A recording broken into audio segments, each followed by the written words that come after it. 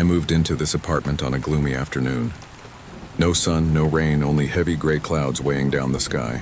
The elevator screeched, its light flickering as if exhaling its last breath.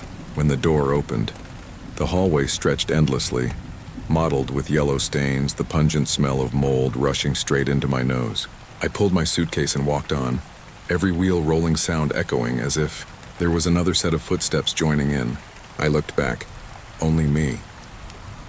My apartment was at the end of the corridor, a dark wooden door, the room number peeling off until it was barely visible.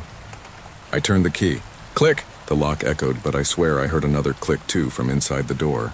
The first night here I turned on the ceiling fan because the air was stifling. That old machine buzzed with a steady drone, but then, amidst the repeating spin, I heard another sound mixed in. Not the blades, more like a slow, steady breath blending into the hum of the motor. At first I thought it must be some malfunction, but the more I listened, the clearer it became. The breathing was uneven, sometimes hurried, sometimes a faint rasp, as if someone was trying to suppress their breath in the dark. I lay motionless on the bed, eyes fixed on the ceiling, hearing my heartbeat pounding louder than the fan.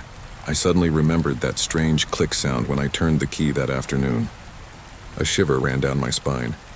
I tried to tell myself it's just an old apartment, wood expanding, a faulty machine. I'm too tired in imagining things, but before I fell asleep, I swear I caught at the corner of my eye, right beneath the spinning fan, a shadow flickering past, so fast that when I turned on the light, the whole room was empty again, only the fan buzzing steadily. The next day, I told a friend about the fan noise and the shadow. He laughed, said I was tense from moving, then joked, "If there really are ghosts there, call me to come live with you."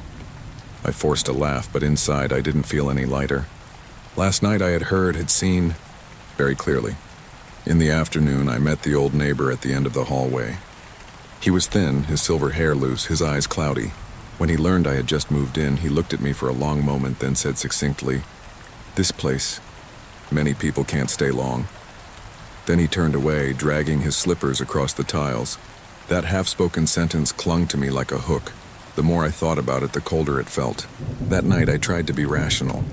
I placed a chair under the fan, climbed up to inspect each blade. Nothing strange.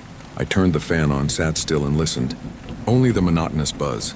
I began to think I had indeed imagined things too much, yet, just as I switched off the light, that soft breathing rose again, mingling with the darkness, so familiar that my skin broke out in goosebumps. A few days later, I began to get used to the apartment. At night, I went into the bathroom to brush my teeth, trying to convince myself that everything was just imagination. The large mirror hanging right above the sink reflected the dim white light. I bent down, rinsed my mouth, and when I lifted my head, for a moment I saw a figure standing right behind me. I startled and spun around. Only the cold, empty wall. My heart pounded. I looked back into the mirror, no one. But when I raised my hand to wipe the condensation off the glass at the corner of my eye, I still caught a faint shadow, like a hem of clothing gently moving. I stood frozen for a long time, feeling as if I moved, that thing would become clearer. After a few tense seconds, I forced a laugh, too tired just seeing things. But the laugh died instantly when I realized, on the surface of the mirror, the condensation I had just wiped away seemed to bear the imprint of another hand, smaller, colder, placed next to mine. That night I decided to do something somewhat crazy. I placed my phone on the table, turned on recording mode, and let it run all night. The idea was simple. If there really was that strange breathing, I would catch it. If there was nothing, I would be confident that it was all my mind conjuring up. The next morning, I listened back. At first, there was only the fan's buzz, the sound of me turning in bed, completely normal.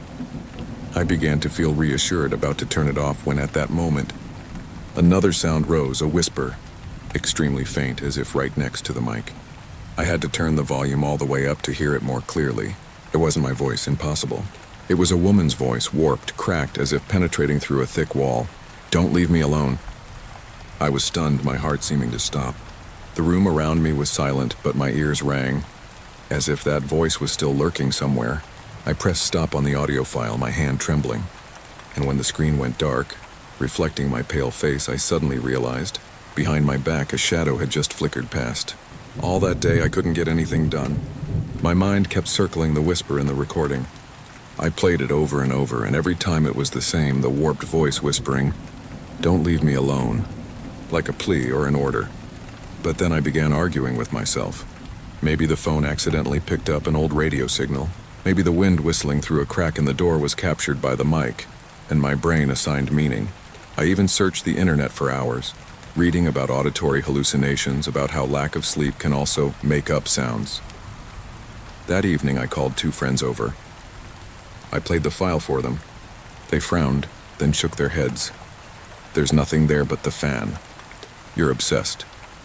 They drank a few cans of beer, talking and laughing loudly, while I just sat still, my ears taut without my realizing it. Night fell. Alone in the empty room, I lay staring at the ceiling. All the reasons I had come up with during the day suddenly became meaningless, because the moment I closed my eyes in that dense silence, I heard that heavy breathing again, this time clearer than ever, as if it were coming right beside the bed. I couldn't stand the ambiguity any longer. The next day, I went to the small library downtown, trying to dig up information about this apartment building. It took me the whole morning to find an old yellowed newspaper tucked in the archives from 20 years ago. The paper told of a woman who lived alone in the very last apartment, the apartment I now lived in. She had been missing for weeks before the neighbors noticed when the stench spread through the hallway. But the strange thing was that the police never found a body, only the empty room, the overturned furniture, and a ceiling fan still running, emitting a strange buzzing sound. Reading that made me involuntarily shiver. I remembered the whisper in the recording, "Don't leave me alone." How could it be? She never left this place. That evening, the apartment corridor was deserted. The lights flickered. Wind whistled through the old creaking window. As I walked, I felt the stained walls watching me. And the moment I turned the key in the lock, I swear I heard someone chuckle softly right by my ear. But when I looked around, there was still no one. That night, I could not fall asleep. I was too obsessed with the old newspaper, with the fan, with the voice. I lay motionless on the bed, the light from outside the window streaking faintly across the ceiling. Then I heard it. Footsteps. Very light, slow, prolonged, as if someone were deliberately treading very softly on the wooden floor. At first they were far away, then gradually closer. I froze, not daring to move, eyes wide open, staring into the pitch-dark hallway. The footsteps stopped, right in front of the bedroom door. The door creaked softly, as if someone were leaning their hand against it. My heart pounded as if it would burst from my chest. I did not dare breathe deeply. The clear sensation that someone was standing there only a few meters away, silently watching me. A cold breath slid down my nape. I squeezed my eyes shut, trying to reassure myself. I'm imagining it. It's just a hallucination. But at that very moment, I heard a sigh right beside my ear, so clear that goosebumps rose all over my body. I sprang up, rushed to switch on the light. The room was empty. Not a single person. Only me and the ceiling fan still buzzing above in time with my own rapid breathing. The next morning, I mustered all my courage and knocked on the old neighbor's door. The same man who had said, "This place. People can't stay long." He opened the door, his face gaunt, his eyes sunken, and looked at me for a while as if he had anticipated my question. I stammered as I told him about the breathing, the footsteps, and the voice on the recording. He was not surprised. He sighed, his voice trembling. "You know, the woman in that apartment has been dead for a long time. No one visited, no one noticed. By the time the neighbors found out, it was too late. They say she still wanders the room, not wanting to be left alone." I shivered, my spine cold. The old man continued, his voice growing softer. "Have you heard the breathing? Have you seen a shadow? Slowly, you'll see more. The person who lived there before heard it, saw it too, but no one could stand it for more than 3 months." After saying that, he closed the door, leaving me standing speechless in the hallway. His words replayed in my head, and when I turned back toward my apartment, I briefly saw the dark wooden door tremble slightly, even though there was no wind in the corridor. Since the conversation with the old man, everything in the apartment got worse. It was no longer just fleeting breaths or footsteps, but things I could not deny. One evening, I had just returned home to find the living room window wide open, the curtains fluttering. I was certain I had locked it tightly before leaving.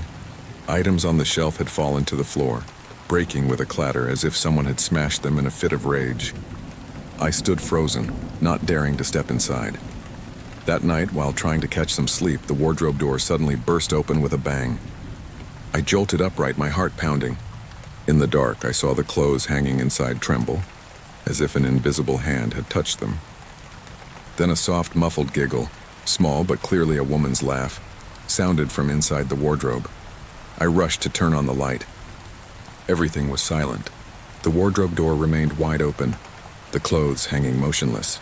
But the moment I reached out to close it, another cold hand thrust out, lightly touching my wrist, making me scream and tumble to the floor. After the night the cold hand touched me, I could not endure it any longer. The next morning, I hurriedly stuffed clothes into a suitcase, cramming all my things into boxes. The sound of tape ripping echoed in the empty apartment like a desperate scream. I just wanted to leave immediately. Yet strangely, every time I finished packing a box, the moment I turned my back, it would fling itself open. Clothes were thrown all over the floor. Empty beer cans clattered and rolled. I packed 3 times, and the result was the same each time. Panicked, I pulled my suitcase to the door. I turned the lock. The key turned halfway and then jammed. I used all my strength, my hand trembling, but the key would not budge. At that moment, a familiar whisper sounded from behind me, right at the nape of my neck. "You will not go anywhere." I startled and dropped the suitcase. It rolled once and stopped. The lid popped open and belongings spilled out as if someone had intentionally tossed them. The room fell silent, only my heart pounding, and the ceiling fan still steadily buzzed.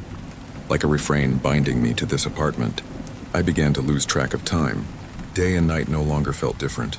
The apartment was like a cage trapping me inside. Whenever I closed my eyes, I saw myself falling into the dark, hearing the whisper repeated, "Don't leave me alone. You must stay here with me." That night, while sitting on the sofa, I suddenly clearly felt someone standing in the hallway. The feeling of being watched was no longer fleeting. It was heavy, pressing down on my back. I slowly turned my head, and I saw her. A thin woman, long hair matted, wearing an old dress, standing still at the end of the hallway. The ceiling light flickered, pale yellow light casting on her ashen face. Eye sockets deep and black like 2 empty pits. She did not move, only stared at me. I was frozen, unable to scream or move. My heart raced in my chest, sweat pouring down. I blinked. In that short moment, she had disappeared. The hallway was empty again.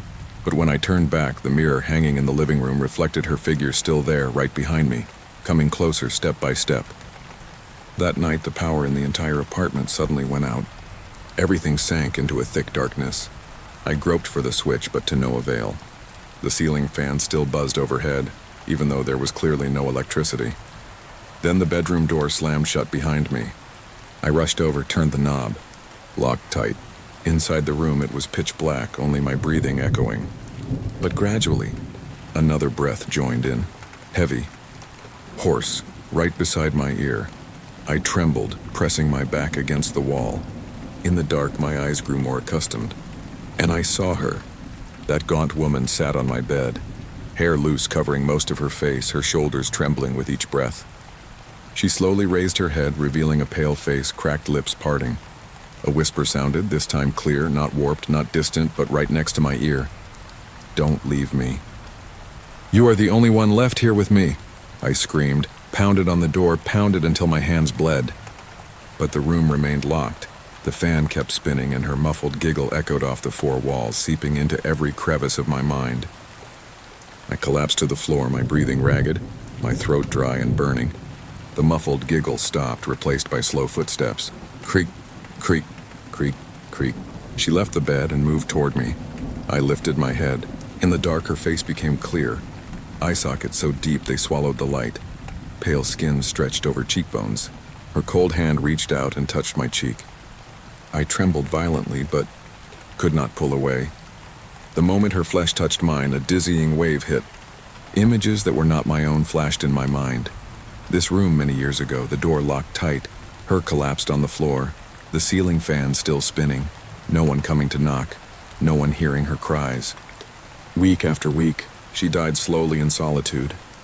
I exhaled, my heart wrenching, feeling as if I had witnessed that death myself. And in that instant, I could no longer tell which memories were hers and which were mine. She tilted her head, her cracked lips whispering softly, "Now you understand. You will not be allowed to leave either." I don't know how long I had been unconscious. When I opened my eyes, the room's lights had come back on, unnaturally quiet. The ceiling fan was still buzzing. I staggered to my feet and looked around. Empty, no sign of her. I hurriedly packed, once again dragged my suitcase to the door. This time the lock turned. The door sprang open. The hallway revealed itself. I almost cried with relief. I dashed outside, ran down the stairs, leaving everything behind. But when I stepped out of the building, I realized I was still clutching my phone. The screen lit up, the recording playing partway through. I pressed it to my ear. At first it was my own shouting, pounding on the door, and then a long silence. And in that silence, a woman's voice whispered clearly, "You can't escape. You're staying with me." I threw the phone to the ground, but the sound still echoed in my head, as if that voice was not in the device, but inside me.